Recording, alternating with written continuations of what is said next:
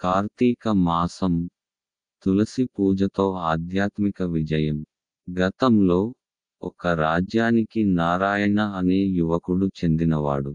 అతడు ధనిక కుటుంబంలో పుట్టిన లెక్కలేనంత కోపం, వ్యసనాలతో జీవితాన్ని గడిపేవాడు. అతని పద్ధతి తల్లిదండ్రులను, గ్రామ ప్రజలను బాధపెట్టేది. ఒకసారి అతని తల్లి, నారాయణ, ఈ కార్తీక మాసం దేవుని పూజ చేస్తే నీ జీవితంలో మార్పు వస్తుంది అని చెప్పింది. తులసి మొక్కతో పూజ ప్రారంభం. తల్లికి అభిమానం కోసమే నారాయణ తులసి మొక్కను కొనుగోలు చేసి తన ఇంటి ప్రాంగణంలో పెంచాడు. ప్రతిరోజు తెల్లవారుజామున తులసి మొక్కకు నీరందించి దీపారాధన చేయడం ప్రారంభించాడు.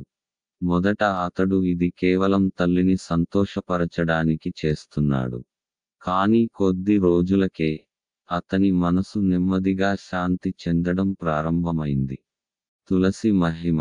ఒకరోజు నారాయణ తులసి మొక్క పక్కన కూర్చుని తులసి పత్రం ప్రాముఖ్యత గురించి గ్రంథాలు చదివాడు.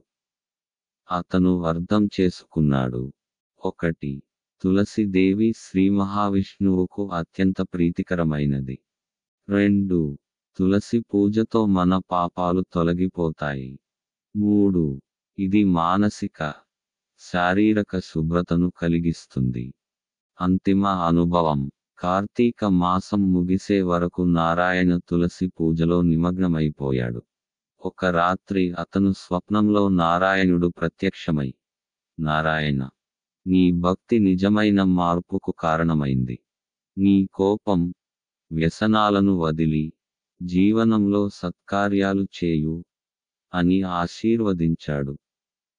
ఈ అనుభవంతో నారాయణ పూర్తిగా మారి తులసి పూజతో జీవితాన్ని మార్గదర్శకంగా మార్చుకున్నాడు.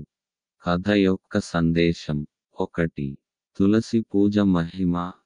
ఇది మనసుకు శాంతి, ఆధ్యాత్మిక శుద్ధిని ఇస్తుంది. 2. కార్తీక మాసం ప్రత్యేకత. ఈ మాసంలో దేవుడిని పూజించడం ద్వారా మార్పు సాధ్యమవుతుంది. 3. పర్యావరణ స్నేహపూర్వక ఆచారం.